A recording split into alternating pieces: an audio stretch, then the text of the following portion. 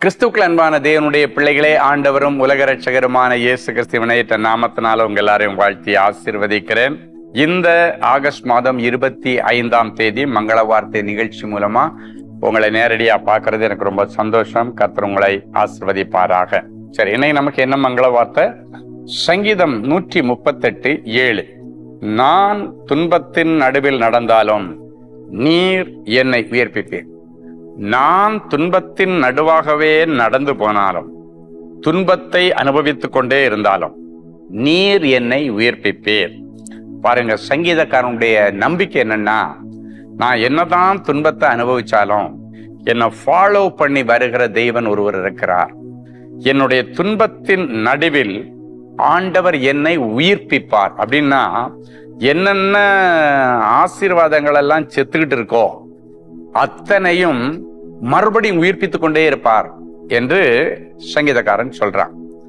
அப்படின்னா அவர் என்ன பின்தொடர்ந்து வருகிறார். நான் துன்பத்தின் நடுவில் நடந்தாலும் அவர் என்ன பின்தொடர்ந்து வந்து எதெல்லாம் செத்து போச்சோ அதெல்லாம் உயிர்ப்பிப்பார். ஒருவேளை வேலை எனக்கு செத்து போகலாம் அப்படின்னா வேலையை விட்டு என்னை எடுத்துடலாம், ஆண்டவர் புதிய வேலையை தருவார்.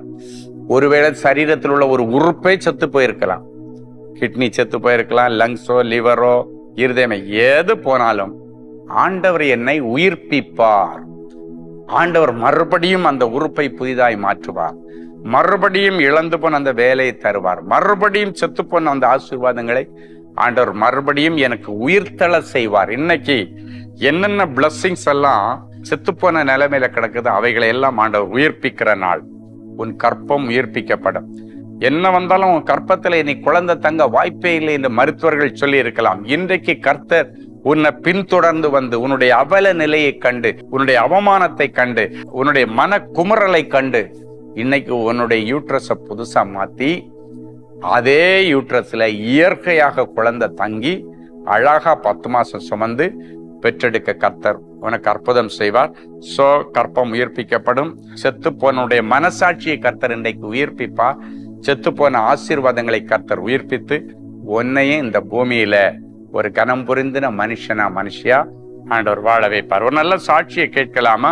Sister Anitha from Karumathampatti, Coimbatore. என்னுடைய மகள் பெயர் வின்சியா. அவள் நீட் தேர்வுக்காக 2 வருடங்களாக படித்து 2 முறை தேர்வெழுதி தேர்ச்சி பெற முடியாமல் மிகுந்த கவலையுடனும் மனவேதனையுடனும் இருந்தாள்.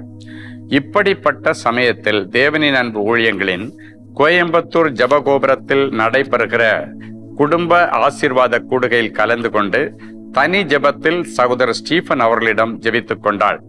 சகோதரர் அவர்கள் ஜெபித்த போது தாங்கள் நாடின துறைமுகத்திலே அவர்களை கொண்டு வந்து சேர்க்கிறார் என்ற மங்கள வார்த்தை சொல்லி ஜெபித்து மகளை ஆசீர்வதித்தார்.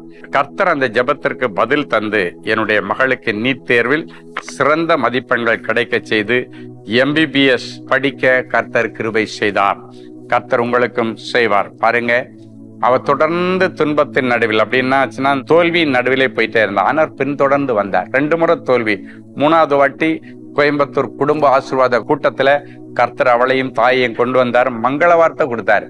அந்த மங்கள வார்த்தை மனு உருவாகி அந்த சோதனையின் நேரத்துல கர்த்தர் அவளுக்கு அழகா ஒரு ஆசீர்வாதமான மெடிக்கல் சீட்டை கொடுத்து இன்னைக்கு டாக்டராக கர்த்தர் அவரை உருவாக்கி கொண்டிருக்கிறார். உங்க வாழ்க்கையிலும் கர்த்தர் அற்புதங்களை செய்வார். அன்பான ஆண்டவரே, உமக்கு நன்றி. அனிதாவுடைய மகள் வின்சியாவுக்கு அவள் தோல்வி என்கிற துன்பத்தின் நடுவில் 2 முறை போனாலும் 3வது வாட்டி அவளை பின்தொடர்ந்து வந்து அவளுக்கு நீட்ல நல்ல மதிப்பெண்களை கொடுத்து மருத்துவ கல்லூரியில சேர்த்து படிக்க வைக்க ஆண்டவர் கிருபை செய்தீரே. அதே ஆண்டவர் இப்பொழுதும் இந்த நிகழ்ச்சியை பார்க்கிற பிள்ளைகள் எந்த சோதனையின் வழியாக நடந்து போனாலும் இவர்களை பின்தொடர்ந்து வந்து இவர்கள் சோதனையை சாதனையாய் மாற்றி இவர்களுடைய செத்துப்போன ஆசீர்வாதங்களை இன்றைக்கு உயிர்ப்பித்து, செத்துப்போன சரீரத்தில் உள்ள உறுப்புகளை உயிர்ப்பித்து, செத்துப்போன கற்பங்களை உயிர்ப்பித்து என் பிள்ளைகளுடைய வாழ்க்கையில பெரிய பெரிய அற்புதங்களை செய்து என் பிள்ளைகளை நீர் கனப்படுத்தும். இன்றைக்கு பிறந்த நாள், திருமண நாளை நினைவு கூறுகிற பிள்ளைகளை கர்த்தர் ஒரு விசை கண்ணோக்கி பாரும். உங்களை சீர்படுத்தி, ஸ்திரப்படுத்தி, பலப்படுத்தி நிலைநிறுத்துவாராக என்ற மங்கள வார்த்தை இந்த நிமிஷத்திலிருந்து அவருடைய வாழ்க்கையில நிறைவேறட்டும். இயேசுவின் மூலம் பிதாவே, ஆமென்.